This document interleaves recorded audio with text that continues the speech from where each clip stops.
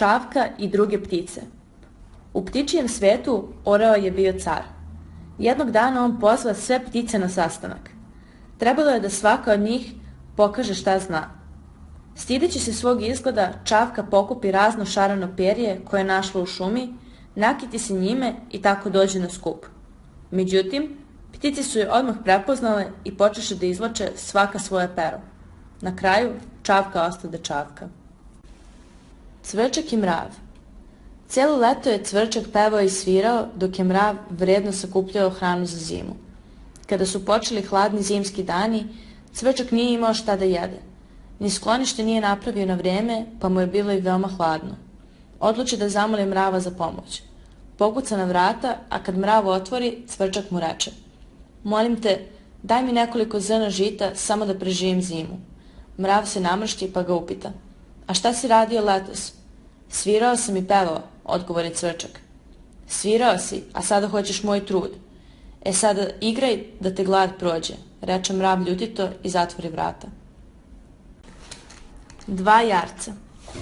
Dva jarca su pasla na suprotnim obalama potoka. U isto vreme su odlučili da pređu na drugu obalu. Preko potoka je bilo postavljeno deblo umesto mosta, pa su jarčevi krenuli preko njega. Na sredini su se susreli. Nisu mogli da se mimoiđu, a nijedan nije hteo da se vrati. "Skloni se," viknu jedan jarac drugom. "Skloni se ti," odgovori drugi jarac. "Neću, ti se skloni," viknu prvi jarac. "Neću ni ja, skloni se ti," viknu drugi jarac. Prepirka je trajala neko vreme, ali nijedan od njih nije hteo da se skloni. Na kraju su se obojica naljutila i isturila rogove jedan na drugoga. Jurnuli su, sudarili se i obojica pali u vodu. Dva miša. Gradski miš je pošao u selo da posjeti drugog miša, svog prijatelja. Ovaj ga rado dočeka i iznese pred njega sve najbolje što je imao: orahe, lešnike, žito i komadić osušenog sira koji je čuvao za praznik. Gradski miš je namršteno gledao u hranu. Moj prijatelju," poče onda govori seoskom mišu mašući glavom, "zar je to vaša hrana na selu? Dođi ti kod mene u grad ako hoćeš da znaš šta je život." Miš seljak pristade. Kada su stigli u grad, gradski miš uvede svoga gosta u podrum u kome je on živeo. Tu su bile šunke, sirevi, kobasice i razni drugi džakonije. Seoski miš nije mogao da veruje svojim očima. Odjednom se začuje lavez psa. Gost se uplaši i poče da beži po uglovima, ne znajući gde da se sakrije. Domaćin ga jedva utiša, govoreći mu: "Nije to ništa, ne boj se." Oni nastaviše da jedu, kada u podrum počeše da ulaze ljudi, čas za šunku, a čas za nešto drugo, a miševi su svakog časa bežali kud je koji mogao. Jadni seoski miš počeo moliti gradskog miša: "Molim te, vrati me kući. Hvala ti, brate, ali džaba ti sva hrana sa tolikim nemirom." Gavran i lisica. Gavran je pronašao komad sira. Držeći ga u kljunu, sletao je na granu drveta. Lisica nanjuši sir i odmah dotače do drveta. Videla je sir u Gavranovom kljunu. Malo je razmislila, pa je počela da hvali Gavrana, govoreći mu: "Kako si ti divna ptica, imaš baš lepo perje. Kada bi još umeo da pevaš, ne bi na svetu bilo lepše ptice." Gavranu je bilo milo što ga lisica toliko hvali. Hteo je da joj pokaže da ume i da peva, pa otvori kljun i poče da grakće. Sir mu ispade iz kljuna, lisica ga ugrabi i pojede. Podsmevajući se Gavranu, ona reče: Moj Gavrane, svega imaš, ali pameti nemaš." Kornjača i zec. Jednog dana odlučili Kornjača i zec da se takmiče u brzini. Odredili su kuda će trčati i gde će biti cilj. Kada je osvanulo jutro, Kornjača i zec započeše trku. Zec je znao da je mnogo brži od Kornjače, pa se nije brinuo. Na pola puta sede na kamen da se odmori. Misleći da ima dosta vremena dok Kornjača ne stigne, on zaspa. Pošto je znala da je spora, Kornjača je trčala bez zaustavljanja. Tako ona protrča pored uspavanog zeca i stiže prva na cilj. Kozar i koza. Kozar izvede stado gazdinih koza na paštu. Jedna neposlušna koza odluta dalje u strmu stenu, tražeći ukusnije biljke. Uzalud je kozar dozivao. Ona je pasla i nije se obazirala na njega. Kozar ljutito baci kamen na nju. Kamen udari u kozin rog i polomi ga. Uplašen, Kozar poče da moli. Molim te, Kozo, nemoj da kažeš gazdi. Slučajno sam te pogodio. Hteo sam da bacim kamen pored tebe. Koza mu odgovori. Kako mogu ovo da sakrijem? Ako ja budem ćutala, Rok će reći istinu. Lakom i mečići. Dva mečeta su šetala šumom i pronašla veliki komad sira. Hteli su da ga podele na dva dela, ali odmah su počeli da se svađaju. Svaki od njih se bojao da će dobiti manji deo ako onaj drugi bude delio. U tom naiđe lisica i ponudi se da im ona podeli sir. Mečići pristaše, misleći da će neko treći to pravedno uraditi. Lisica prelomi sir i dobi dva nejednaka komada. Ništa ne brinite, sad ću ja to popraviti, reče i odgrize parče veće komada. Međutim, sada je taj komad bio manji od onog drugog. Ona ih pažljivo pogleda, pa odgrize drugi deo. Malo pomalo, u šapama joj ostaše dva komadića sira. Ona ih položi na panj i reče. Evo, sada imate dva potpuno jednaka parčeta. I ode sita i zadovoljna, dok su mečići u čudu gledali u sir. Lav i lisica. Lav je toliko ostario da više nije mogao da trči i lovi. Razmišljajući o tome šta da radi, seti se da često veština i lukavstvo učine ono što sila i snaga ne mogu. Zato objavi da je bolestan, uvuče se u svoju kuću i leže u krevet. Brzo se po šumi pronese glas da je strašni lav na samrti. Kad neko nešto želi, on lako u to i poveruje. Mnogi životinje pod izgovorom da žele da posete bolesnika pojuriše što su brže mogle da vide lava kako izdiše. Međutim, kako je koja od njih dolazila, lav bi je zgrabio. Najzad, eto i lisice. Videći kroz prozor, ona upita, kako si, prijatelju?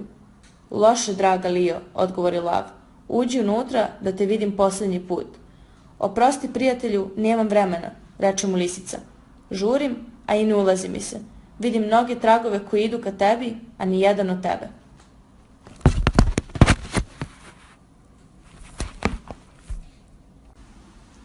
Lav i miš. Dok je lav spavao u hladu, miš mu pretrča preko leđa. Lav se trgnu iz sna i ščepa miša. Zar si ti lud? Pored ovolikog polja ti pretrčavaš preko mene. Šta ćeš sad? Viknu lav. Moćni lave, odgovori miš umiljatim glasom. Priznajem, pogrešio sam. Molim te, oprosti mi. Nikada više neću to učiniti. Ovo će mi biti prvi i posljednji put. Uostalom, pomisli kakva bi to slava bila za lava da ubije miša. Lav se nasmeja i pusti miša. Posle nekoliko dana upada lav u debelu mrežu. Pošto nikako nije mogao da se oslobodi, lav poče glasno da riče. Miš je to čuo i brzo dotrčao. Prepoznao je lava, pa ne gubeći vrijeme poče da grize kanape. Malo po malo mreža se rasplete i lav se oslobodi. Kakve se čudne stvari dešavaju na ovom svetu, reče lav. Ko bi ikada pomislio da miš može da spase lava od smrti? Lav i zec. Dok je tražio nešto da pojede za ručak, lav je spazio zeca koji je spavao u žbunu. Taman je hteo da ga uhvati kada malo dalje ugleda jelena. Lav skoči i potrče za jelenom. Zeca to probudi i on pobeže. Jelen je na vrijeme video lava, pa i on pobeže. Lav se vrati do žbuna, ali tamo više nije bilo zeca. Mašući glavom, lav reče. Tako mi i treba. Hoću jelena, a neću zeca. Sad nemam ništa. Lav, magarac i lisica. Jednog dana lav, magarac i lisica pođoše zajedno u lov. Dogovorili su se da podele sve što ulove. Kada su ulovili dovoljno divljači, lav reče magarcu, hajde ti pametno podeli. Magarac podeli lovinu na 3 jednaka dela govoreći, evo, izaberite ko će koju gomilu, a ja ću uzeti ono što preostane. Zar je to pametno deljenje, riknu lav, čekaj da te ja naučim pameti. Pa pojuri magarca, a on pobeže glavom bez obzira. Deli sada ti, reče lav lisici. Lisica stavi sve na jednu gomilu pred lava, a za sebe ostavi samo jednog zeca. Lisice, baš si mudra. Ko te je naučio da deliš tako pametno? Upita lav. Magareća glupost, odgovori mu lisica smeškajući se. Lisica i grožđe. Šetajući, lisica ugleda grožđe na jednoj visokoj lozi. Pokušavala je da ga dohvati na razne načine. i propinjala se i skakala je, ali nikako nije mogla da ga dohvati. Onda se ljutito okrenu i ode govoreći: to grožđe onako ništa ne valja, još je kiselo. Lisica i vuk. Stara lisica naiđe na vuka. On se zalete na nju, a ona ga počne moliti da je ne dira. Molim te, nemoj me pojesti, ja sam stara i mršava. Vuk malo razmisli pa reče: ako mi kažeš 3 istine u koje ću morati da poverujem, pustit ću te. Prvo, odgovori lisica, proklinjem čas kada sam te srela. Dobro, to ti verujem. Drugo, ako te drugi put budem srela, želela bih da tada budeš slep. I to moram da ti poverujem. Treće, nadam se da te nikada više neću sresti, makar bio i slep. Vuk se nasmeja pa je pusti. Magarac i lasta. Magarac je lagano pasao travu i osluškivao. Ceo dan se iz ambara čula vesela muzika. Bilo je to neko veselje na koje on nije bio pozvan. Kada je već prošlo pola dana, dolete lasta i reče: hajde dođi, poslali su me da te pozovem na veselje, kažu da ne mogu bez tebe. Sigurno im je nestalo drva ili vode, pa treba ja da donesem, odgovori mirno magarac i nastavi da pase. Magarac u lavljoj koži. Magarac nije bio zadovoljan svojim životom. Stalno je morao da radi i nosi težak tovar, dok se lav samo izležavao. Zato nađe negde lavlju kožu, zamota se u nju i pođe da plaši sve one na koje naiđe. Uznemirio je i rasterao sve domaće životinje po polju. Ljudi dohvatiše oružje i požuriše da vide šta se događa. Kada su videli lavlju kožu, a magareći uši, shvatili su o čemu se radi. Skidoše magarcu lavlju kožu, pa ga naučiše pameti. Medved i pčele. Medved je pronašao košnicu. Počeo je polako da vadi saću s medom i da jede. Jedna pčela mu slete na njušku i ubode ga. On se naljuti, digne košnicu i tresne je o zemlju. Tada sve pčele, razdražene, navale na njega. Letele su mu u oči, u uši i bockale ga. On se dade u beg, govoreći: baš sam lud. Trebalo je da pretrpim ujed jednog neprijatelja, a ne da osvetom razdražim tolike protiv sebe. Mesarev pas i vuk. Mesarevom psu je dosadilo da živi stalno u jednom mestu, pa je odlučio da pođe u svet. Jedne večeri se iskrao iz kuće i krenuo na put. Dok je prolazio kroz šumu, naiđe na mršavog vuka. Vuk ga upita kuda ide. Kada mu je pas objasnio da je pošao da vidi svet, vuk mu reče: moj prijatelju, ja sam se dosta naputovao i vidi kakav sam, nego poslušaj ti mene. Nema boljeg sveta od onog gde ti je pun stomak. Ja bih ovog trena otišao da živim tamo gde bi se ugojio tako kao ti. Pas je shvatio da je tačno to što mu vuk kaže, tim pre što je već ogladneo, pa odgovori vuku: u pravu si, vuče, pođi i ti sa mnom. Ja ću ti naći gospodara u selu koji će te dobro hraniti. Samo treba da mu čuvaš kuću noću od lopova. Niko mu je neće čuvati bolje od mene, odgovori zadovoljno vuk. I tako oni krenuše u selo. Kada je osvanulo, opazi vuk da pas nosi ogrlicu oko vrata, pa ga upita šta to znači. Preko dana me vezuju lancem za vrat, a noću me puštaju na slobodu, odgovori pas. Šta kažeš, lancem za vrat? Hvala tebi na hrani, ja sam navikao da živim na slobodi. Miševi i zvonce. Miševi su pronašli zvonce. Hteli su da ga poklone najstarije mišu u znak poštovanja. On na to reče: hvala vam puno na časti, ali iskoristite ga za nešto korisnije. Kada bi ga stavio, mačka bi čula svaki moj pokret. Tada se neko doseti: hajde da ga stavimo mački oko vrata, onda bi mi nju čuli kada dolazi. Svi se složiše, ali tada nasta problem. Niko nije hteo da se prihvati tog posla. Stariji su rekli da treba mladi da idu jer su snažniji i brži. Mladi su govorili da iz poštovanja prema starešinama ne žele da prisvoje zasluge za tako važno delo. Na kraju se ovaj posao odložio i tako je ostalo do danas. Pas i kost. Noseći veliku kost, pas dođe do obale bare. Ugleda svoj odraz u vodi i začuđeno zastade. Učinilo mu se da taj drugi pas u vodi drži veću kost od njegove. Što je duže gledao, druga kost mu se činila sve većom, pa odluči da je otme. Zalaja na drugog psa da ga uplaši. Kost mu upade u vodu, bara se zatalasa, a odraz nestade. Tako je pas ostao bez jedne kosti i pokunjeno otišao kući. Pas i vuk. Jedne letnje noći pas je spavao ispred kapije dvorišta. Naišao je vuk i uhvatio ga. Samo što je hteo da ga pojede, pas reče: "Vidi kako sam mršav, nema šta da pojedeš. Nego sutra moje gazde spremaju gozbu. Biće dosta hrane i za mene. Ti dođi za 4 dana. Do tada ću se ja lepo ugojiti." Vuk mu poverova, pusti ga i ode. Posle 4 dana vuk se vrati. Pozva psa kroz ogradu, podsjećajući ga na dogovor. A pas mu odgovori: "Kada me sledeći put uhvatiš, ne čekaj gozbu." Petao i dragi kamen. Čeprkajući po dvorištu, Petao naiđe na dragi kamen. Kljucao ga je i pokušavao da ga pojede, ali nije mogao. Tada ljutito poče da govori: "Šteta, ovako lepa stvar, a ništa ne valja.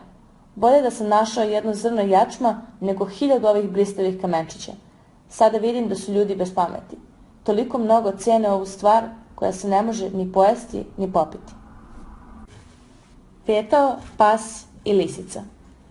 Petao i pas su pošli zajedno na put. Kada je pao mrak, našli su veliko šuplje drvo da tu prespavaju. Petao se popeo na granu, a pas je legao u šupljinu. Pred zoru Petao zapeva po svom običaju. Čula ga je lisica i odmah dotrčala. Kada ga je videla visoko na drvetu, ona reče: "O, dragi petliću, baš sam se obradovala kada sam te čula. Znaš, ja sam veliki prijatelj sa tvojom rodbinom. Još od davnina je moja porodica u kumstvu sa tvojom. Siđi da te zagrlim i poljubim." "Ne zameri mi, draga Lio, ja sam vrlo mlad pa ne znam za to. Nego uđi u šupljinu i probudi mog vratara," odgovorio je Petao. Ona uđe i viknu: "Hej, ko tu spava?" Pas skoči, a lisica pobeže glavom bez obzira. To je bio kraj dugogodišnjeg prijateljstva. Vuk i konj. Stari vuk opazi dobro konja na livadi. Znao je da ne može da ga savlada. Zato ne umi da ga prevarom pridobije. Prišao mu je i pristojno upitao kako je. Konj je odmah shvatio šta vuk namerava, pa mu je odgovorio: "Nisam dobro, boli me zadnja noga, izgleda da u njoj imam trn." "Ništa lakše, hodi da ti trn izvadim zubima." Konj podiže nogu. Kada je vuk prišao blizu, lupi ga i odjuri preko polja. Vuk poče da jauče, govoreći: "Dosad si lagao, ali sad si baš dolagao." Vuk i ždral. Zasade vuku kost u grlu. On poče da zavija i jauče, moleći svakoga ko je tuda prolazio da mu izvuče kost. Ali svi su ga se i suviše bojali. Očajan, Vuk je obećao da će dobro nagraditi ono ko mu pomogne. Dugovrati ždral se ohrabri i priđe mu.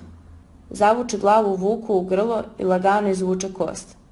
"A sada mi daj moju nagradu," reče ždral Vuku.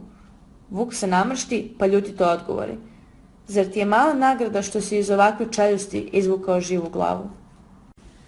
Zečevi i lisice. Zečevi su rešili da objave rat orlovima. Pošto su znali da ne mogu sami da se bore protiv njih, zečevi su pozvali lisice da im se pridruže. Jedna lisica im reče: "Zovite vi nas kada budete ratovali sa kokoškama.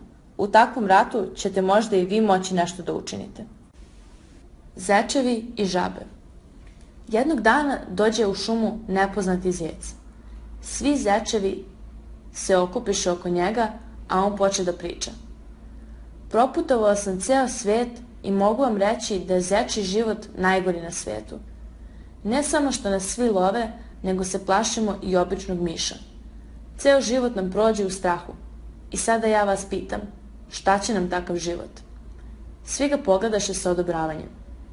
"Hajde da jednom u životu učinimo nešto dobro. Idemo do jezera da se udavimo. Da li se slažete?"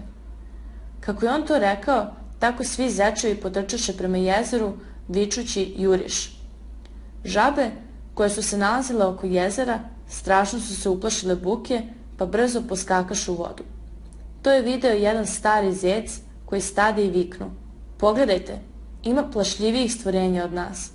Vidite koliko ih se podavilo zato što su se uplašile nas."